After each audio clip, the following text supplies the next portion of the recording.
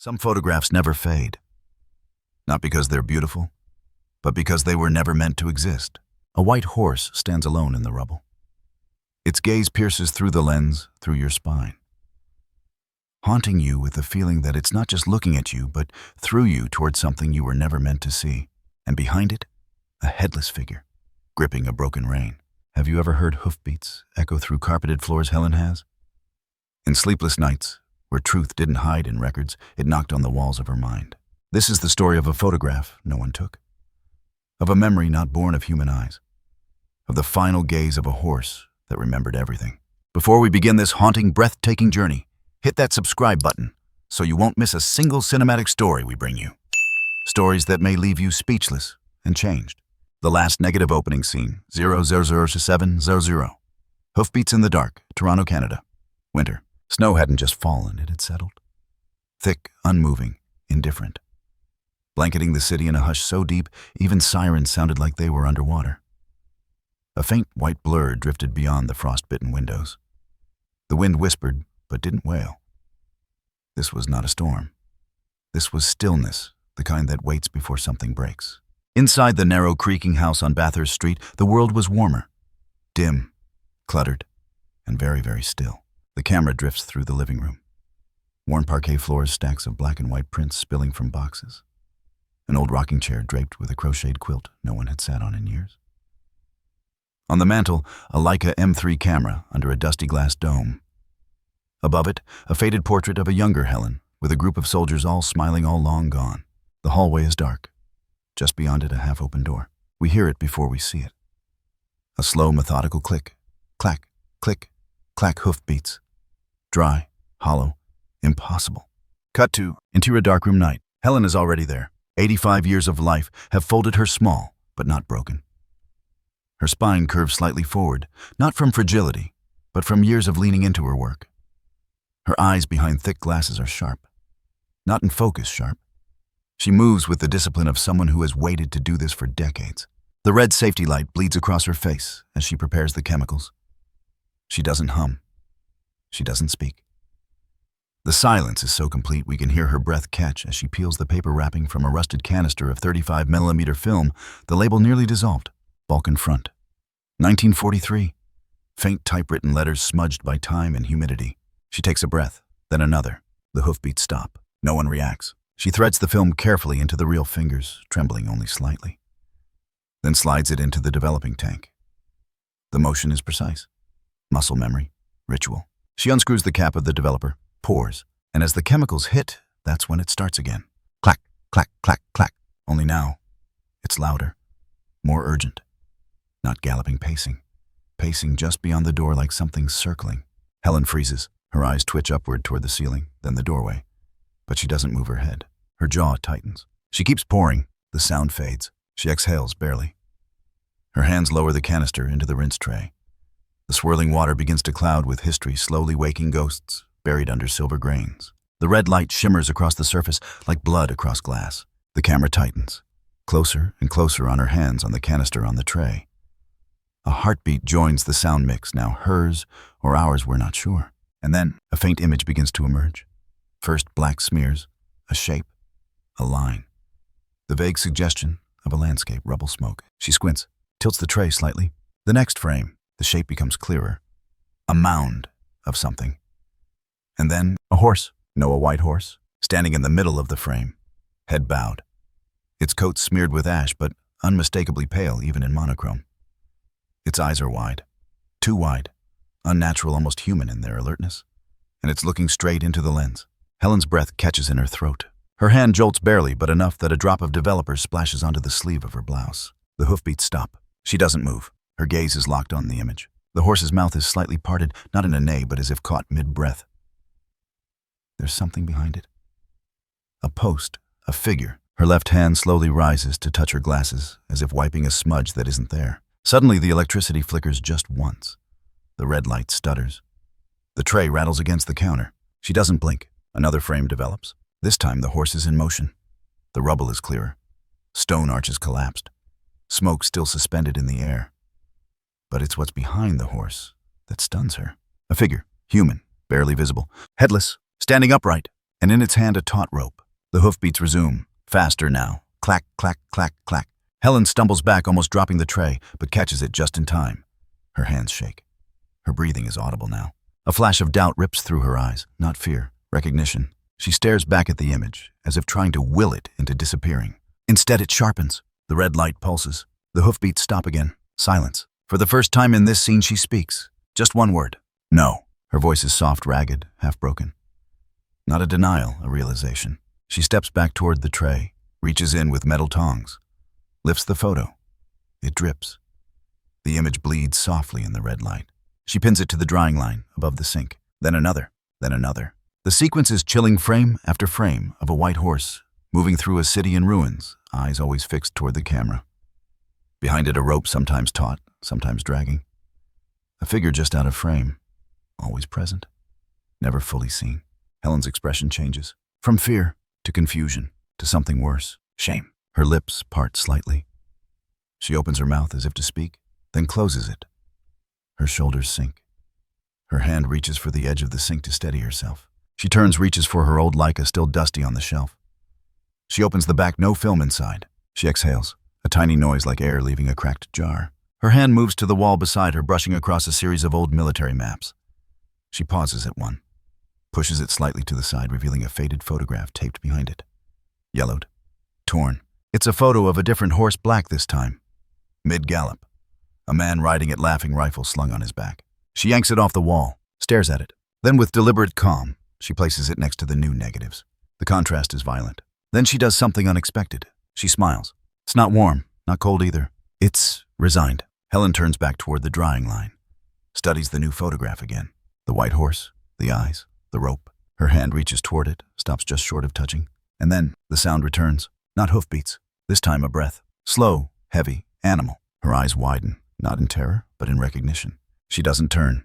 The camera lingers on her face. 1 beat, 2, 3. Then she nods, just once. We hear the breath again. Closer now. The red light pulses once more. Then everything cuts to black. Total silence. Then, title card, the last negative. Cut to black. The morning light was muted by snow-thickened clouds, casting a milky gloom across Helen's modest kitchen. She sat alone, a cup of tea cooling in her hands, untouched. Outside, the city went about its muted routines, cars brushing past with snow-muffled wheels, footsteps crisp on salted sidewalks, but inside time had begun to behave differently. Slow, elastic, untrustworthy. The photograph was still hanging in the darkroom. It hadn't moved, but it felt like it had. She'd stood in front of it for nearly 20 minutes at dawn, just watching it dry. Watching him, or rather what was left of him, not the horse. The other thing, a figure behind the white horse, slightly out of focus, upright, human-shaped, but missing a head. The rope in its hand, unmistakable, a slack line leading directly to the horse's bridle. Helen had taken thousands of war photos in her lifetime. She could still name them by contact sheet. But this one didn't belong. Not in memory, not in record, not in conscience. So why was it here? That afternoon, she scanned the negatives. The computer hummed as she fed the strip through the flatbed scanner frame by frame. The image bloomed into life on the monitor pixel by pixel. Even in high resolution, the oddities remained. The white horse pale like bleached bone, its gaze fixed forward. And there behind it, the human silhouette, featureless but defined, cut into the background like a burn mark. She zoomed in on the hand. 5 fingers dirt-caked, curved firmly around the rope. Veins, nails, tendon tension. This wasn't artifacting. This wasn't chemical corrosion or light leaks. This was real. Helen pulled back from the monitor. She sat there for a long moment, then clicked Save As and named the file Fragment Unknown, JPG. That night, the hoofbeats returned. She was asleep when they started, or half asleep, suspended in that place, where breath is shallow and memory plays dress-up as dream. Clack, clack. She opened her eyes. The bedroom was silent, dimly lit by the amber glow of her street lamp through drawn curtains. Then came another sound. Scorch. She sat up. A smell, like burnt rubber or singed hair. She turned on the lamp. It wasn't until she placed her feet on the floor that she saw it. There, just beside the foot of her bed, on the antique Persian rug she'd inherited from her mother, was a blackened crescent, a hoof print. Not drawn, not stamped, seared. She reached down, touched the edge with her fingertips. Still warm. Helen's studio had always been her refuge, a domain of order, of clarity. But now, it felt like a room waiting for judgment. The air thickened as she pulled out her archival drawers, each one packed with contact sheets, negatives, yellowed notebooks. her life's work organized by date-location operation. She searched for hours. Nothing. No mention of a white horse. No note about any shot resembling this. In one fraying journal, she found a half-torn page. Only a heading remained, Kresna Ridge, Autumn 1943. The rest had been ripped clean deliberately. Her fingers hovered there. She remembered that day barely. A skirmish. Smoke and confusion. But no horse. No execution. Nothing like this. So why did she feel like she'd forgotten something that hadn't happened yet? The next morning she made the call. "Darren, it's Helen." A pause on the line. Professor Helen, a younger man's voice, answered, curious, bright, but laced with caution. "It's been a while." "Too long," she said, masking the tremble. "I need to see you. Something's come up. Something archival." He agreed immediately. Respect hadn't faded with time. Darren met her in the East Wing of the Canadian War Archives, where he now worked as a senior photographic archivist. He was in his early 40s now, brighter eyes than most, but something in his spine spoke of someone who'd spent too much time bent over microscopes and microfilm. He hugged her gently, then led her past public spaces into the restricted stacks. The photograph sat on a flash drive in her coat pocket. She said nothing as he loaded it onto the high-resolution monitor in the lab. He studied it in silence. Twice he leaned in, rewound the zoom, tilted his head examining the posture of the figure, the grain, the light direction. Then he sat back. "You didn't take this?" "No," she said. "You're sure?" Her silence was answer enough. He looked at her. Something unreadable passed across his face. Then he clicked open a second window and began typing. 1943, Balkan region. Let's narrow by horse units. She watched him work his fingers, moving faster than thought. Screen after screen of grainy images, watermarked documents, declassified briefings, many redacted. Then, there, he opened a digital scan of a military document barely legible. Typed in Cyrillic and French, some parts translated. The title read, OP Classified Behavioral Pacification Operation, November 12, 1943, Kresna Ridge. The attached images were low-quality photocopies of photocopies. But there it was. The same horse, different frame, same scene, different angle, the rope taut. The figure visible but only partially. Face blurred. But in this shot there were others. 3 men, kneeling, all with hoods, nooses looped through harness rings on their own horses. No weapons, just trembling shoulders. And soldiers, smiling. A note beneath the image read, "Let the traitors fall by the ones they fed. Memory bites harder when it comes with hooves." Helen stepped back, a hand on her chest. "It was real," she whispered. Darren closed the window. "I've seen references," he said. "Rumors, executions by proxy, psychological warfare, using animals as tools of erasure. But they said this report was destroyed. Burned." Helen's face hardened. "It wasn't." "No," Darren said. "But it was buried." He opened a folder. The digital index labeled Suppressed Civilian Impact Records, 1940-1945. This Operation Equinox Knot was never officially acknowledged. Designed to turn public sentiment. Use the imagery of loyal animals turning against their masters. They staged it, documented it, then pulled the trigger on both the men and the record. And the horses reassigned or shot. He paused. One got away according to a footnote, unaccounted for. The chill in the room was no longer just archival. Helen reached into her coat pocket, pulled out the photograph. The printed version. "I need you to look at this," she said. Darren took it with gloved hands, held it under the light. It was clearer than any of the archive scans. The eyes of the horse were so sharp it felt alive. There was something defiant in the line of its spine, its stance, and behind it the figure, the rope, the absence of a face. He didn't speak for a long while. Finally, "How did you get this?" "I don't know." He glanced up. "I didn't take it, Darren. I don't remember it. But it came out of my film. My reel. From Kresna." He didn't ask how or why. Instead, he said something worse. "I think it remembered you." That night, Helen returned home. The hoofprints had spread, not just 1-3, trailing across the hallway into the dark room. Not burned this time, just soaked, damp. As if something walked in from the snow, but the snow had come from somewhere else. She stood at the threshold, didn't cross. Not yet. Instead, she walked back to the living room, sat in her chair, let the Leica rest in her lap, and listened. The hoofbeats circled, around the house, under it, inside her. But she didn't flinch. She knew now this wasn't haunting. It was remembering. And it was asking her to do the same. There were no colors in the dream, only grays. Ash. The kind of light that didn't come from a sun, but from something smothered, a sky drained by time and smoke. It was quiet. Terribly quiet. Not the kind that comforts, but the kind that makes you aware of your own breath, your own blood humming in your ears. Helen stood barefoot in the middle of a dead field. Charred wheat stems snapped beneath her toes.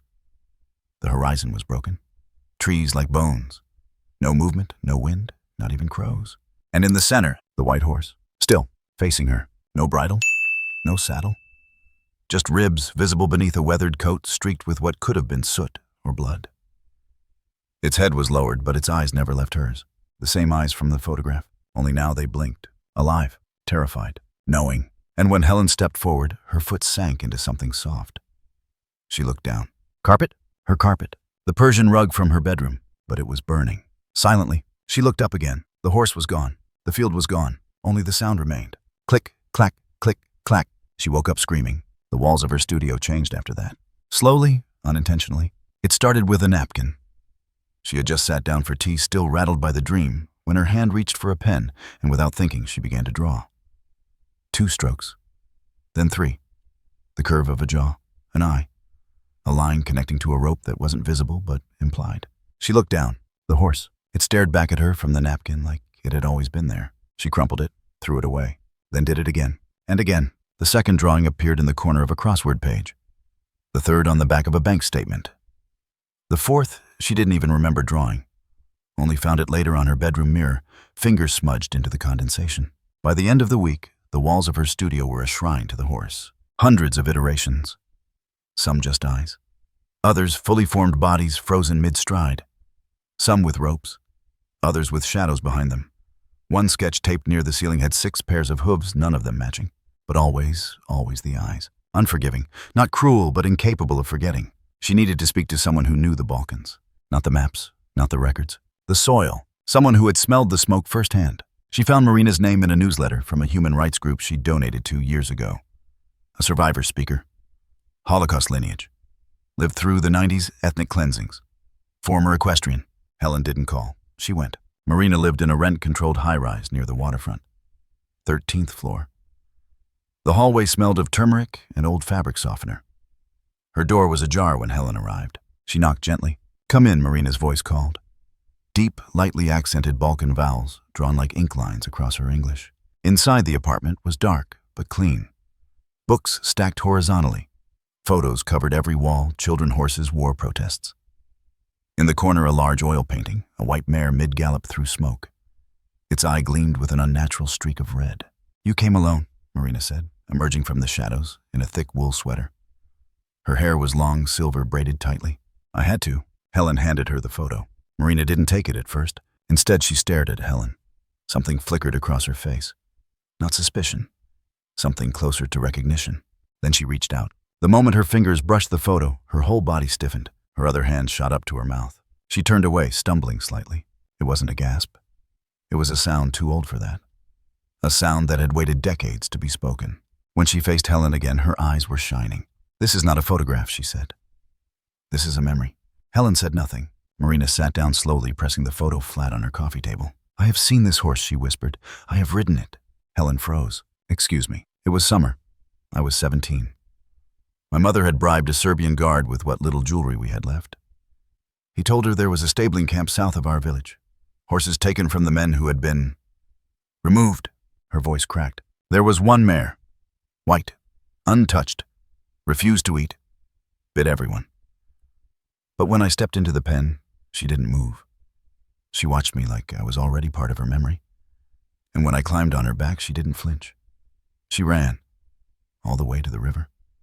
I never saw her again after that. Helen leaned forward. "You think it's the same horse?" Marina nodded. "I don't think. I know." They sat in silence for a long time. Then Marina asked, "Where did you get this?" Helen hesitated. "It came from a reel I shot in 1943. But I never took this picture." Marina tilted her head. "Then who did?" "I don't know." She reached into her bag, pulled out a sketch, one of the eyes. Marina took it, stared, then whispered, "It's terrified." Helen looked up. "What?" "This is not the eye of a warrior. This is the eye of something who knows it's being used.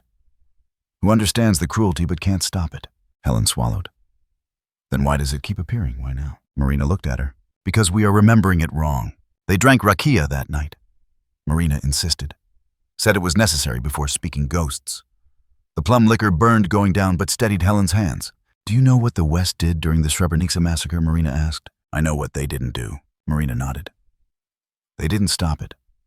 They called it complex, ancient, tribal. as if thousands of women and children being executed was a cultural misunderstanding. She sipped. I watched UN trucks pass our refugee lines. They had room. They didn't stop. Helen's eyes watered. Marina pointed to the photo. But this is not about just one war. This horse has seen all of them. It's a vessel. Helen spoke slowly, each word heavier than the last. What do you do with a vessel of trauma? Marina didn't answer immediately. Then softly, you listen to it. Later, Helen stepped onto Marina's balcony. The air was sharp, ice in the lungs.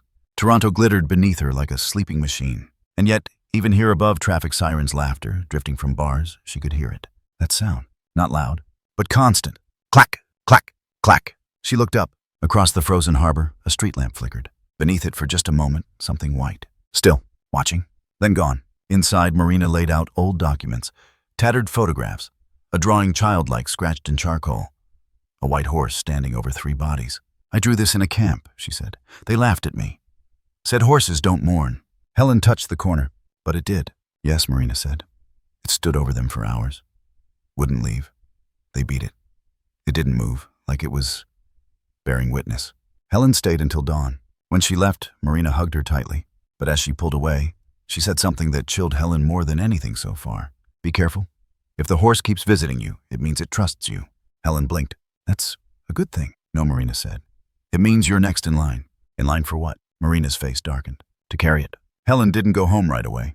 She walked through neighborhoods she hadn't seen in years. Past statues, schools, memorials.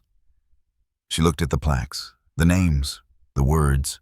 For courage, for freedom, for sacrifice. No mention of animals. No mention of what they carried. No mention of the guilt we assigned them for things we were too cowardly to do ourselves. She passed a park. Children rode ponies, laughing.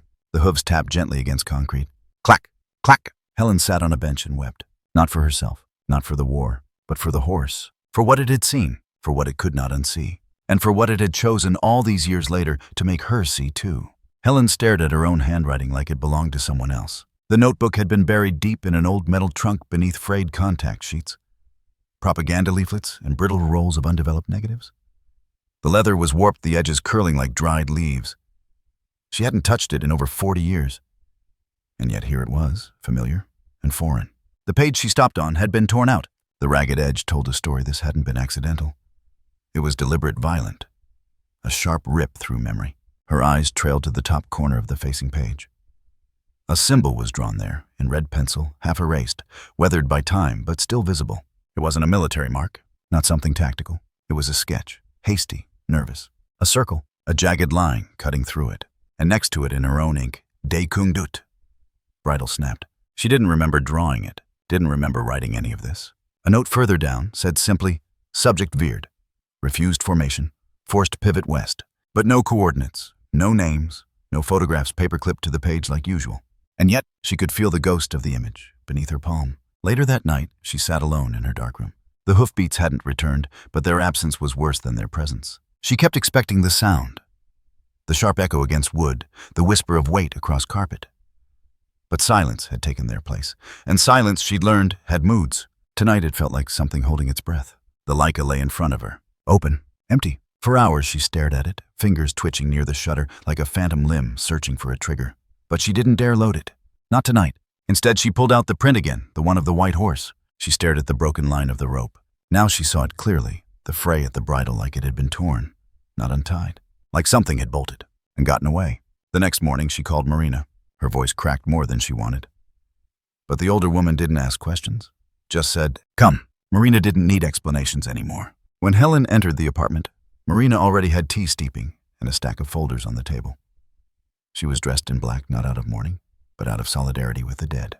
They sat across from one another, knees almost touching. I found something, Helen said. In an old notebook. She handed over the page. Marina studied it with quiet dread. I've seen this mark before, she said. Where? Marina closed her eyes. It was painted on the fence posts around a prisoner's stable. The men who refused to carry out executions were held there. Most didn't last the week. One night they took them out and tied them. She hesitated. Tied them to their own horses. Helen froze. They weren't hung, she asked. No, Marina said. The horses were starved, then lashed, made to panic. Helen's lips trembled. They made the horses kill them. Yes, and then they killed the horses too. Except one. Her voice dropped. There was a mare, pale, unbranded. She broke loose during the chaos, jumped the fence, and Marina's eyes turned glassy. No one ever caught her. Not really. Soldiers said she came back at night, just stood near the stables, silent, staring, then vanished again. The guards started calling her Grobnica. Helen blinked. What does that mean? Graveyard. Silence. The kind that doesn't end naturally. It has to be broken. Helen did. Do you think... Her voice faltered. That horse. The one from the picture. The one I've been dreaming about. Could it be... Marina didn't let her finish. I don't think anything anymore. But I remember what the old women said in the refugee camps. They believed there are some animals who don't forget. Not like us. Their bodies carry memory, across war zones, across decades. Some even say they choose who gets to carry the remembering next. Helen swallowed. Why me? Marina gave a small, sad smile. Because you pointed a camera and didn't look away. Helen sat at the window that evening, watching children skate on the ice below her apartment. The glass between them felt too thin, as if they were playing on a screen, and she was the only one who knew how fragile the film reel really was. She turned back to her table. The Leica waited. Old, reliable. But tonight it felt like an accomplice, like something that had witnessed too much. She reached out slowly, lifted it by the leather strap. It was heavier than she remembered. And when she looked through the viewfinder reflex habit, there was nothing but black. Then, a flicker. For just a second, she saw it again. The field, the broken fence, the white horse still, not walking, not fleeing, just standing there, watching her. Her heart thudded so hard she dropped the camera. It landed with a sickening crack on the floor, but when she leaned down to pick it up, the lens was intact. Only the back hinge had sprung open, and inside, a roll of film. Loaded, but it wasn't hers. The canister bore no markings, just a single scratch across the metal casing. A circle, with a jagged line. She couldn't breathe. The dark room. She stumbled into it, flicking on the red light, setting her chemicals to heat without thinking. Hands moving like ritual. But her body felt detached, like she was watching someone else do this from behind a thick pane of glass. She developed the film, frame by frame. Same horse, different positions. In some it stood still. In others it ran, through snow, through water, through flame. And always there were bodies in the frame, partially obscured. Men, women, children. Some blurred, some staring directly into the lens. But they were never the focus. Only the horse was in sharp clarity. And the rope. Sometimes frayed, sometimes cut, sometimes coiled around the camera itself. Helen stepped back dizzy. She braced herself against the sink. Water dripped, chemicals steamed. And in the silence she heard something else. Not hoofbeats, not breath. A click, the sound of a camera shutter. Behind her, she spun. Nothing, only her reflection in the drying cabinet's glass. She stared at herself, disheveled, trembling, haunted.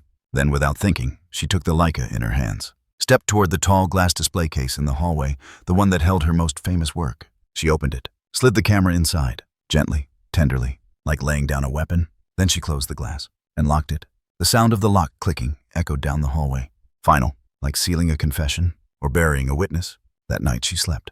No dreams, no hoofbeats. But when she woke in the morning, there was a new drawing on her desk. Not hers. She recognized her charcoal pencil, her paper, but not the hand. It was childlike, crude, just a horse, standing over a broken camera, and in the sky above it, a rope, floating, untied. Sleep was no longer sleep, it was negotiation. Every night Helen lay in bed, eyes closed, limbs still pulse shallow, not resting, but bargaining with silence, begging it not to break. But it always did. At first the sound returned gently, a single clack, then another, even rhythm, measured, neither angry nor frantic, just present. Like a guest outside a door that had been locked too long. She would sit up, heart thrumming. Wait, nothing. Then again, louder. Clack. Sometimes two.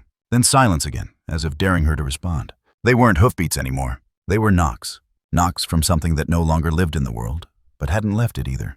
And the knocking wasn't on wood.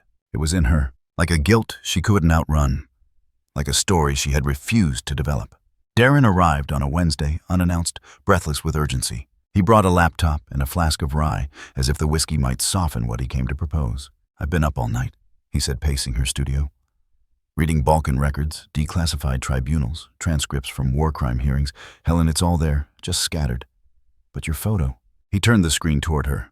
It connects everything. She stared. He'd created a mock-up of a website. Stark, black and white, titled, The Horse That Remembers. A single image dominated the page, her image.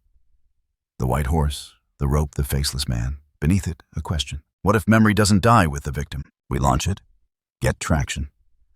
Maybe it forces the Canadian archives to release the Balkan annexes. Hell, The Hague might even reopen investigation threads. Helen, this photo isn't just evidence, it's a key. He looked up, eyes burning. You have to let the world see it. She didn't speak right away. Instead, she walked to the shelf, pulled down a worn photograph, held it next to the screen. 2 horses, 2 wars. Same look, not embodying gaze. That impossible gaze. Slowly, she set the photo down, then said, "No." Darren blinked. "What?" I said, "No." He frowned. "But because this isn't about them anymore," she said, voice low. "This is about us. What we chose to forget. What we buried in the name of moving forward. That's exactly why. No, Darren? Don't you see truth is not a hashtag? This isn't a campaign." He opened his mouth, closed it. Then softly, "So we just let it rot like they wanted?" Helen turned away, but not before he saw the tears sliding down her cheek. "No," she whispered. "We let it breathe, not be devoured." That night, the knocks came louder, faster. She placed her hands over her ears. But the sound was internal now, like a drum in her chest. She walked the house barefoot, following the rhythm from room to room, not searching, responding. And when she reached the dark room, she found the door ajar. She hadn't left it that way. Inside, all her prints had curled slightly at the edges. The air smelled like horsehair and fire. The next morning, she called the stables. Not a riding club, not a tourist farm, an actual refuge. Wild and rescued horses. Behavioral trauma cases. They told her they had one white mare. Uptight, nonverbal, didn't allow riders. Helen said she didn't need to ride. She just wanted to sit. It took 3 buses to reach the edge of the property. Then another 40 minutes walking in boots, too old for mud, too deep. But when she arrived, they were waiting. The mare was in a paddock by herself. Snow lined the fences like powdered chalk. Helen didn't speak to the handlers. She just walked up, nodded, and stepped into the enclosure. The horse turned, not toward her, just slightly. Helen didn't move, didn't approach. She sat, cross-legged, hands open on her knees, eyes soft, watching, waiting. The mare ignored her for hours. The sun crawled sideways through the clouds. Shadows lengthened. Helen didn't shift, didn't shiver. She sat like a stone, ancient patient. And finally, the mare blinked, turned her head, slow, deliberate. Their eyes met, and something opened. Not language, not recognition, just a transfer of grief, of weight, of something old and unspeakable. The horse stepped once toward her, then paused. Its ears twitched, then the slightest nod. Not human, not trained, just offered. Helen's throat tightened. She smiled, but the tears came anyway. For the first time in weeks, she wasn't afraid. Not of the dream, not of the knocking, not of the story, because now she wasn't alone in carrying it. That night, she didn't lock the darkroom, didn't unplug the scanner. She sat at her desk, wrote 3 words on a blank sheet of archival paper. I saw it. She stared at them, then underlined saw, twice. When Darren called again, he didn't argue. He just said, "I understand." Helen replied, "So do I." The envelope was thick. Inside it, the negative a strip so old it had begun to curve inward like dried leaves. Next to it, a high-resolution scan, acid-free paper, and a letter handwritten in Helen's careful cursive. She read it once more before sealing it. "To whom this image may eventually reach. I did not take this photograph. I found it in a reel of film I did not remember loading from a moment I do not remember witnessing. But I held it in my hands, and I saw it. This is not evidence. This is not a clue. This is an eye. The last one that looked back. I believe we are only ever given what we are ready to carry. And I am no longer afraid to say this. I was given the memory of a creature that remembered everything. Let the world decide what to do with it. I only kept what history tried to forget." HT. She folded it, slipped it inside, sealed the envelope with wax. She stared at the address for a long moment. Canadian War Museum, Private Archives Division. ATN, Rebalkan submission. Then she dropped it in the mailbox, heard it thunk against the metal bottom. It was done.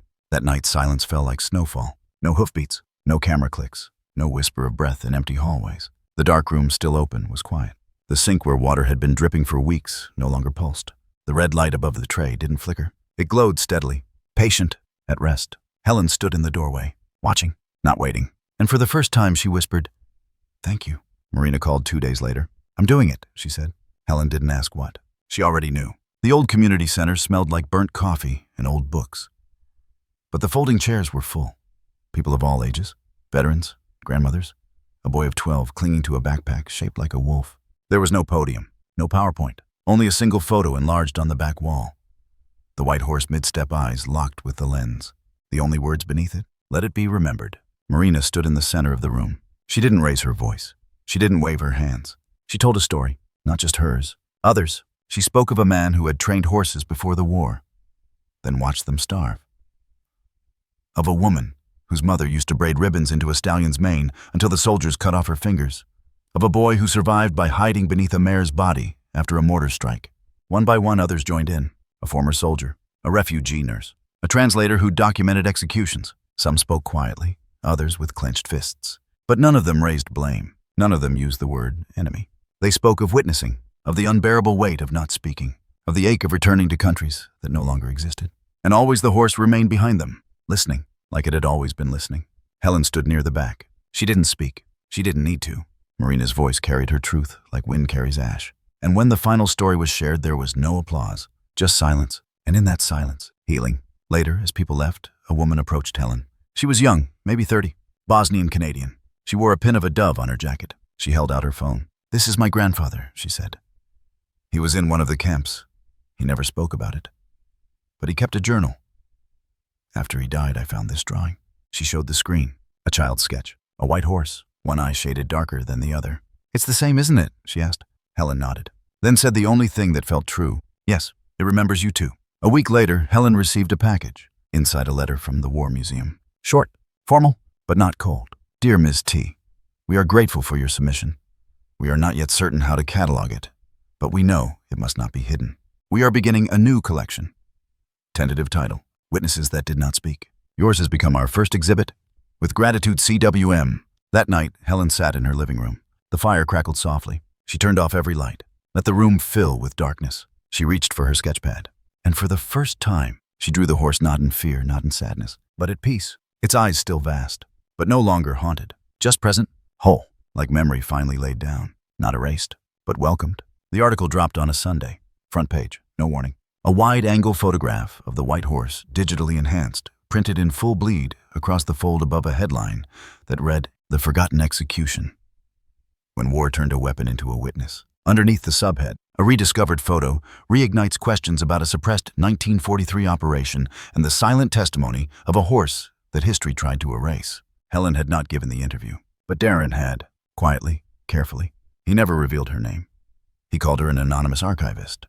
The words he used were chosen with care, keeper-bearer, not photographer. He never said she took the shot. He said the image emerged from the shadows of memory, and that was enough. The story ignited, not because people believed it, but because they couldn't look away. Within 48 hours, journalists from Sarajevo, Belgrade, and Vienna picked it up. Old whispers resurfaced. Testimonies that had long been deemed inconclusive were recirculated. A redacted report was leaked. A surviving officer, now in his 90s, was quoted anonymously. "We were told the horses would do the rest. It wasn't our hands." A war crime lawyer tweeted, "It's not about proof anymore. It's about who was watching." This horse was watching. Helen read that tweet at 3:12 a.m. She didn't cry. She just exhaled. For the first time, it felt like the weight was shifting. From personal to collective. From memory to movement. 2 weeks later, she received an invitation. Digitally printed. Elegant. From the Sarajevo Youth Collective for Historical Reclamation. It read, "We are honored to invite you to the opening of our independent exhibition, The Horse's Eye, Memories of the Voiceless, featuring contributions from survivors, second-generation witnesses, and the Canadian submission known as The Final Negative." Helen didn't fly. She didn't need to, but she sent something. A single sentence printed on white cardstock translated into Bosnian. "There are eyes that never looked away, even when the world did." Marina flew instead. She stood in the gallery's entryway, coat damp with winter mist, as young volunteers lit candles across the courtyard. Not just candles. Small glass jars filled with soil, each one inscribed with a date and a name. None of the names were soldiers. They were civilians. Stable boys, horse keepers, mothers who'd refused to leave their animals behind. Children who had memorized hoof rhythms the way others learned lullabies. And in the center of the courtyard, projected on a translucent screen, was the photo. Restored, enlarged, the white horse filled the frame. It was no longer grainy, no longer haunted. Now it was clear. And the eyes, Marina gasped when she saw them, because they were no longer terrified. They were determined. A student stood beside her, maybe 19, skin pale from study, fingernails chipped black. She held a notebook close to her chest. "You knew her, right?" the girl asked. Marina turned. "Who?" "The woman who kept the negative." Marina smiled. "I did." "She was brave," the girl whispered. "She was tired," Marina corrected. "But yes, brave too." The girl lowered her gaze. "My grandfather died, thinking no one would remember."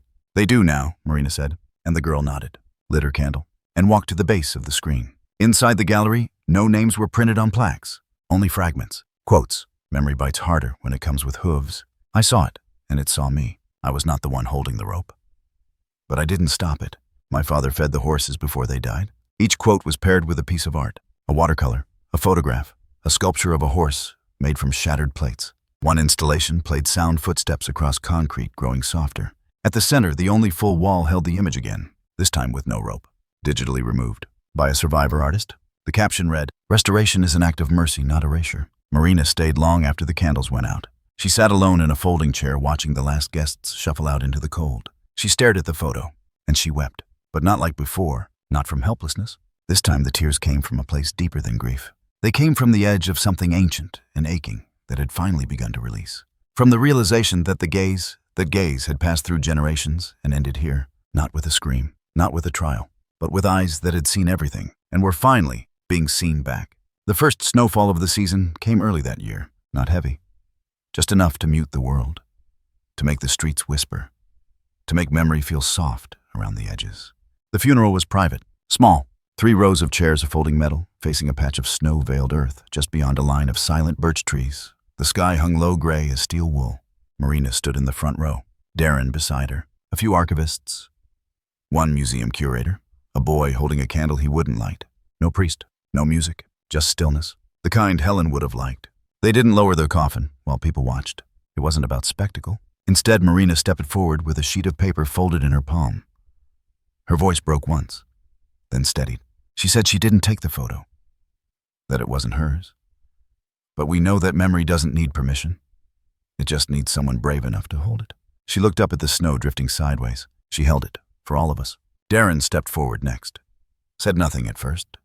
Just rested a small box at the foot of the stone. Inside it, the cracked Leica. Retired, rested. Then he nodded. "She made the invisible visible," he whispered. And never asked for credit. The tombstone was modest. Granite pale gray, flecked with white quartz. The engraving simple. Helen T. 1924, 2025. I was only the keeper of the last gaze of the horse who knew everything. No epitaph could have said more. Time passed. The snow deepened. News segments aired across 3 continents. Panels were held. Not debates, conversations.